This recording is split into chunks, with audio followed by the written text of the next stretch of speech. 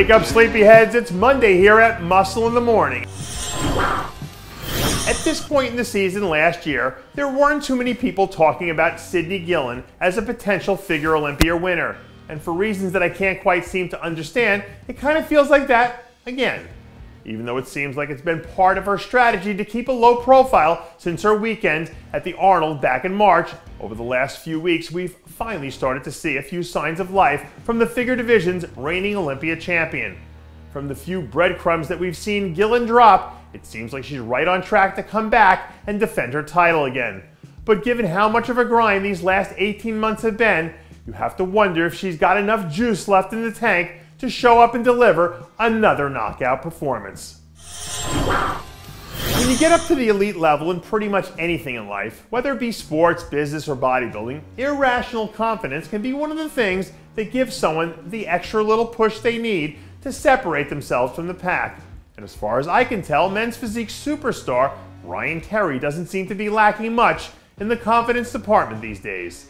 Over the weekend, the Terry camp released a new update 10 weeks out from their latest Olympia foray. Will they be looking to climb a giant 4-time defending champion-sized mountain that goes by the name Jeremy Buendia? Truth be told, Terry is probably one of only 2 or 3 guys who actually has a legitimate shot of knocking off the champ this year if he's still not back to 100%.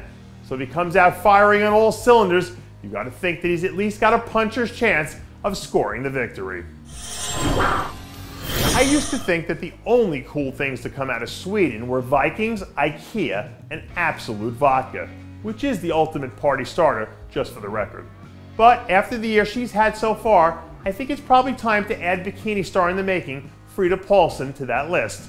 After ripping off 5 straight top 3 finishes already this season, the Swedish bombshell has turned into another intriguing storyline in a division that hasn't had any shortage of drama so far this year. Since she entered the Pro League 3 years ago, we've seen Paulsen slowly start to come into her own as a top-tier athlete. But now that she's started to demand some of the spotlight, it'll be fun to see what it takes to step up to the next level and develop into the bikini division's next elite talent.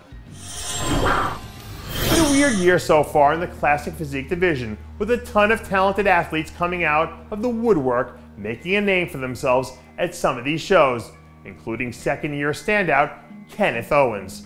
After 2 straight top 8 performances to start the year at the Arnold Classic and New York Pro, the former Junior USA star seems like he might be getting ready to fire up the engines again. Over the weekend, the Owens camp released a new clip from a recent leg session that gave his fans a chance to catch the sophomore sensation in action. When he's got it all working, Owens has one of those round flowing physiques that feels like it's tailor-made for this division. With a few more improvements, this kid feels like someone who has the potential to develop into something dangerous over the next few years. If you haven't seen the new Jurassic World movie yet, you're missing out on one of the most badass man-made dinosaurs of all time. But even the boys out there in Jurassic World would have a hard time trying to grow something in the lab that was as badass as 7-time Olympia champ Phil Heath. Last week we saw King Phil release another short teaser in his quest to make history, which some people think is a foregone conclusion at this point.